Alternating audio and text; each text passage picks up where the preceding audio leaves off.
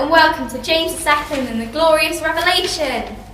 No, it's the Glorious Revolution. Sorry.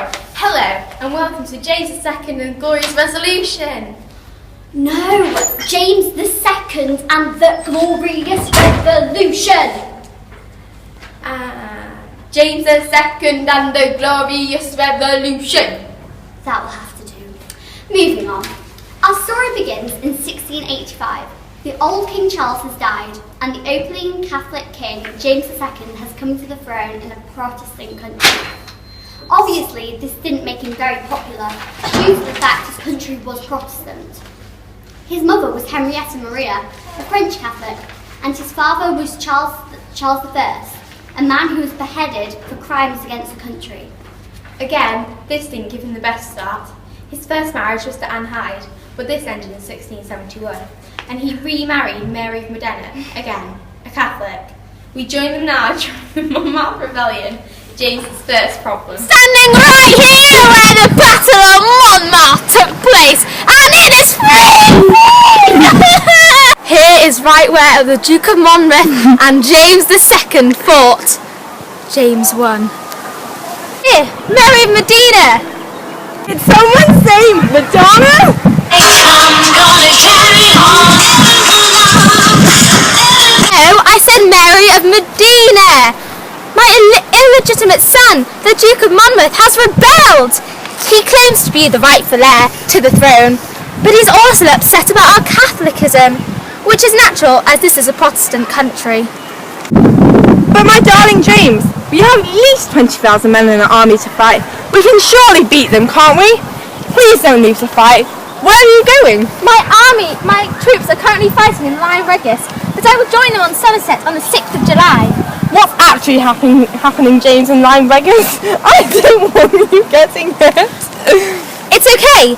I overheard at Monmouth on the 12th of May that he set sail to southwest England, which is where most people are Protestant.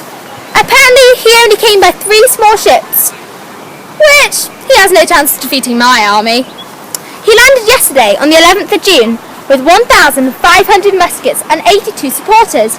Therefore he's nowhere near as powerful as I am, and I shall let my army defeat him now, and I shall defeat him in Somerset to put an end to this. Fights his son, James Scott, who is very powerful in the southwest of England due to high Protestant population. Why do you fight me? My army will defeat you anyway.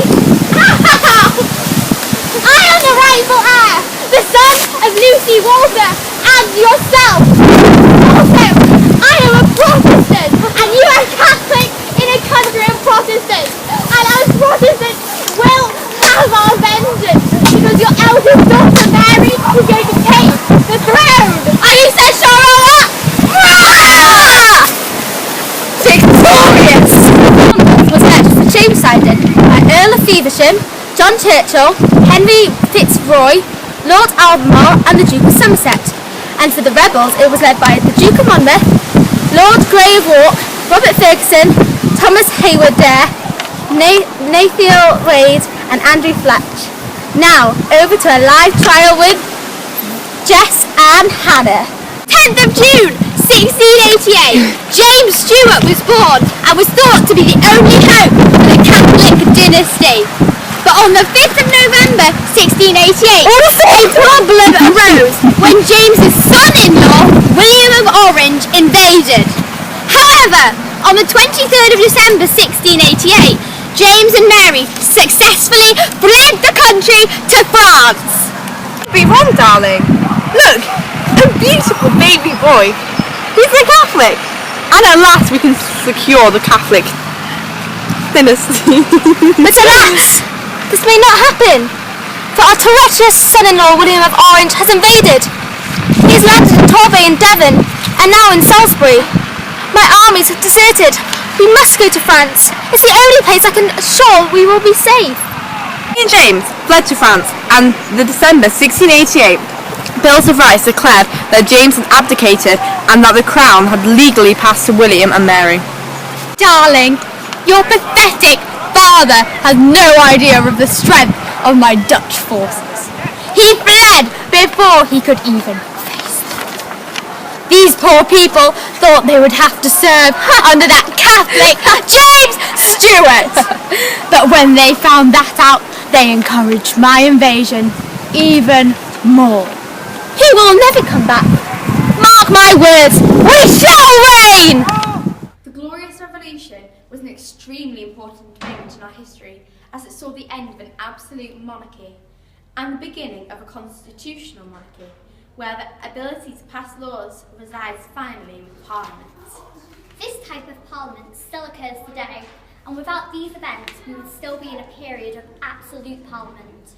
Also, the Whigs, a political party, were all for this change because they firmly believed in constitutional Parliament and so were very happy with William of Orange. The final reason this was so important was that Protestantism was finally all-powerful throughout In the summer of 1688, on the 29th of June to the 30th, 7 bishops were put on trial for seditious libel, the crime of false writings against the government in this case, writing to refuse to obey the King's declaration of indulgence. We are here today to discuss the matter of the alleged crimes committed by the 7 bishops against their king and country. Could the defendants please rise and give their version of the events? Our alleged crime here was the refusal of the King's Declaration of Indulgence, which was published on the 25th of April 1688. This stated that all people should be able to worship as they see fit, and that all laws stating that you must conform to the church should be banned. But how can we agree to these preposterous demands, which goes against everything we stand for, not to mention the fact that you don't have a legal right to do this? That's correct. Parliament has already declared that particular power illegal for the king to use. Could the prosecutor now rise to give his version of the events? On the 13th of May, these 7 bishops met to defy my rulings as absolute king. In this itself against law, but adding to crimes, they also put down their sinful words on paper. False writings against the king. Not to mention the fact that my power dispenses laws and individuals have recently reaffirmed. Thank you for listening. Thank you for those fine speeches. It is now over to the jury to decide. The jury found that the bishops not guilty. This trial made the Protestants in the country extremely happy, due to the fact that 7 of the most important bishops had been set free. However, these events then made the people even more willing to let William of Orange take over the throne, as they were angry the king had even thought of imprisoning them.